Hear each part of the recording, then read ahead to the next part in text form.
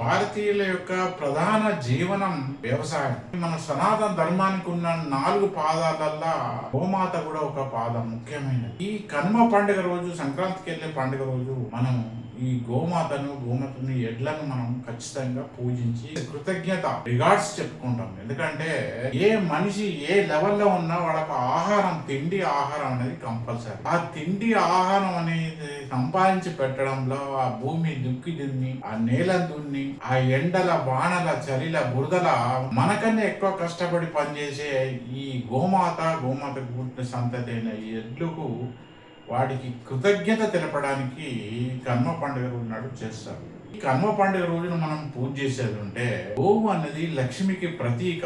ఆ గోవు చుట్టూ మనం ఆ ఎడ్ల చుట్టూ గోవు చుట్టూ కనీసం 3 ప్రదక్షిణ చేసి వాటికి ఏమన్నా ఆహారం వేయాలి. ఆహారం వేసేదంటే నువ్వు ఆహారం వేస్తే నీకు ఆహారానికి ఇబ్బంది రాదు. అందులో గోమాత లక్ష్మికి స్వరూపం కనుక మనిషి తెల్లారు లేస్తే నిద్రలో కూడా ఖర్చులు వస్తాయి కనుక ఆ ఖర్చులు తట్టుకోవడానికి గోవుకు పూజించడం, ఆహారం వేయడం, వాటికి నమస్కరించడం ఇవన్నీ చేసేది ఉంటే నీకు నీ ఖర్చులకు తగ్గట్టు నీకు డబ్బులకు ఇబ్బంది కాదు, నీ ఆదాయానికి ఒడిదుడుకులు రావు.